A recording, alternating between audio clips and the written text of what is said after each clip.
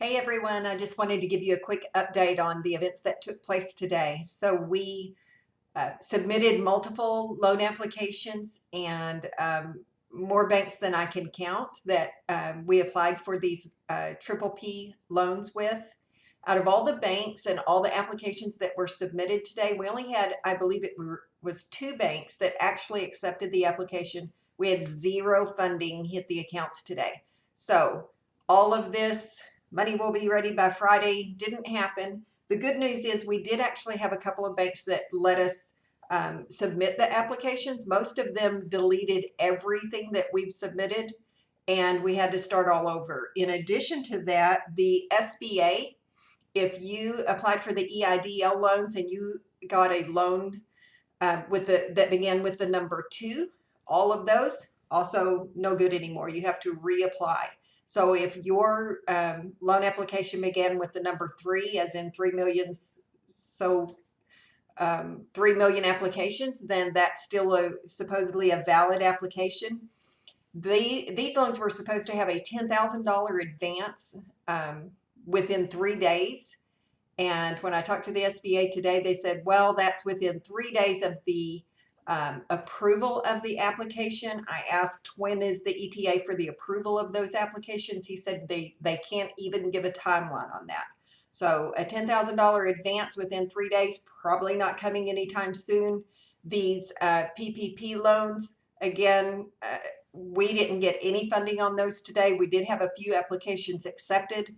Most of the smaller banks said, the local banks said that they were removed from the program and they're trying to get a new login ID and be able to accept applications. Maybe on Monday, even Wells Fargo, we can't apply it until Monday online. So that's the status of those 2, the Ppp and the EIDL. I'll update you real quick on the 2301, the employee retention credit. I know my video was difficult to hear, so I'm recording it again, hopefully a little bit louder, and you'll be able to get the information.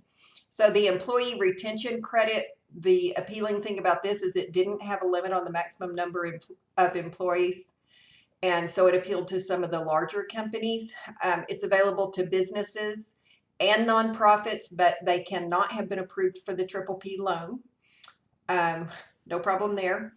The credit is up to $5,000 per employee, 50% of qualified wages up to $10,000. So if you have employees that are qualifying employees, you can take a credit that is up to $5,000 on up to $10,000 of qualified wages. So pretty much a credit of $5,000 per qualifying employee.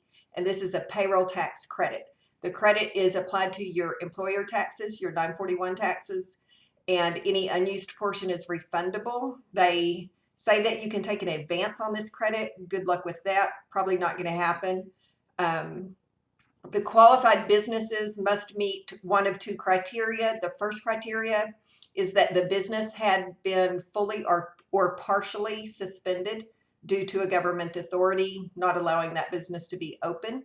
That's the first criterion. The second one is a 50% decline in gross receipts, and that'll be year over year on a quarter by quarter basis.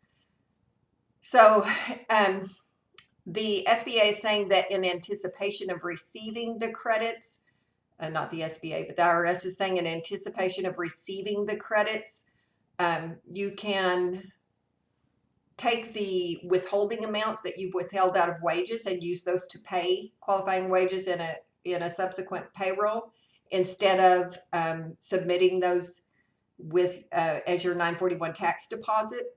And if you anticipate that you are eligible to receive this credit, that's your way of getting an advance. That may be actually the only way that I see anytime soon of getting any kind of a cash flow advance would be using your 941 tax deposits to fund your payroll. That's very normally not recommended, and the IRS is allowing that for qualifying businesses with qualifying wages. So qualifying businesses, if you have over 100 employees, the qualified wages are only those wages that are paid to employees that are not performing services. So if you have over 100 employees and you furloughed some employees, but you're continuing to pay them, those wages count. So you can get up to $5,000 per employee who is not performing services. Now, under 100 employees, all of the qualifying employees count. Wages of all qualifying employees count. There is an advanced credit. There's a Form 7200 that you can submit to get the advanced credit. Good luck with that. The amount of qualified wages, you cannot get this tax credit and the Ppp loan, but you can get the tax credit and the FFCRA credit. It just can't be on the same wages. So the FFCRA is the Families First Coronavirus Response Act. If you've gotten that credit for employees that are on sick leave or family leave, you can also apply for this credit. It just can't be on the same wages. So just wanted to give you a quick update on that. We're going to try again on Monday and see if we can get some of these loans to go through, but today we were not very successful. So have a great weekend, and I'll check back with you on Monday.